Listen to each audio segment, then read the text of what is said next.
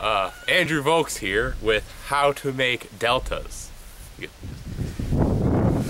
This is my model for how to make a delta.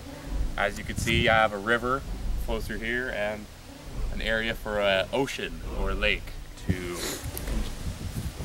So as water flows down the river here, it will hit these the sediment that has been eroded will hit the rocks and pool up on the rocks, forming a delta at the mouth of the river. So over a very long period of time, or 20 minutes, the sediment at the bottom of the river will be eroded away and carried down the river to the mouth. So after a very long period of time and rain, the river, as you can see, modeled by this, will begin to flow away. Action shot.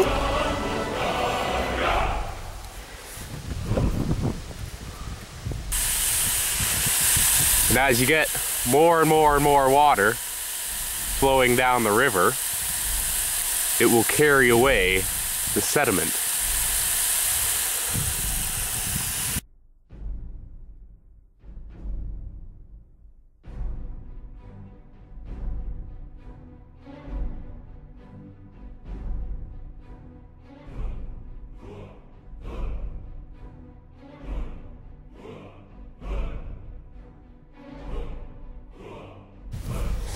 So, as you can see, even after not very long, you even have some natural deltas forming right along there where the dirt has been not swept away by the current that's been flowing out here. And even with just a little bit of rain all the time, just that little bit helps to keep the water flowing and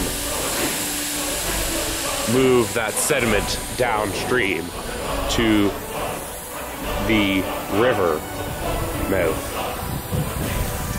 So as you can see here, the larger chunks of sediment are being stopped, and you're even starting to see some smaller bits of sediment congeal around that, which will form your levee. And as we know, over time, more sediment would either get added to the riverbed or be eroded downstream.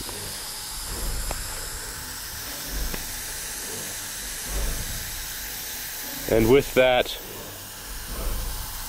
erosion, that extra sediment, comes more dirt to be deposited in the delta area. So it's been about an hour since the rain started, and as you can see, there's little to no sediment in the river left.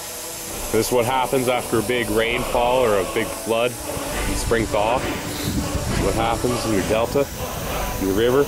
And as you can see, we have a beautiful delta, just beautiful, formed right at the mouth of the river. Just beautiful. You get all that sand and sediment built up right at the front, and it's just beautiful sediment. Just beautiful delta. You can see another smaller one forming right behind it. Just work perfectly. You can see the water just flowing around it on each side. Beautiful, beautiful. That's nature for you right there. Beautiful. Weathering and erosion. Just beautiful. So it's been a while since I turned on the water, and as you can see, we already have these beautiful deltas forming, but I want to see what happens when the dam breaks. And you get really, yeah, as you can see, we're just on mist. But I want to see what happens when the dam breaks and you get a lot of water. Let me just, here, shut that off for a second there. Perfect. May need to put this down.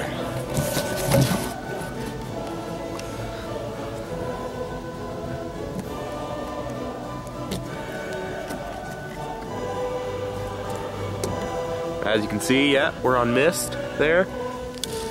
Oh, and a turner on to soaker. Full power. Watch out.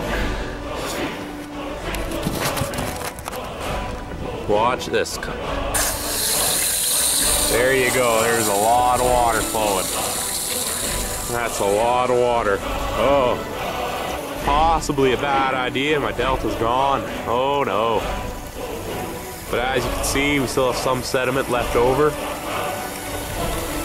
And it's even overflowing the walls of my bottle. That is a lot of water coming out of there. A lot. Look at that. Water. The most powerful weathering agent. Just beautiful. Just beautiful. Even as you can see right there. You can see that. Not anymore. You can see the water flowing around those larger pieces of sediment, and everything's kind of pooling back at the bottom here. And my picnic table is completely soaked. There's a lot of water coming off that.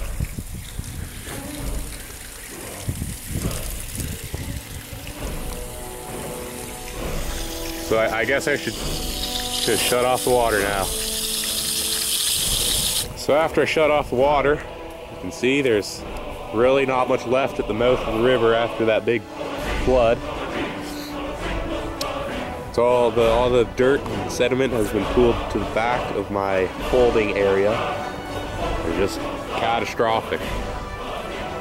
But anyway, all in all, I would say that it was a successful trial and error, successful model, and I now know how deltas are formed.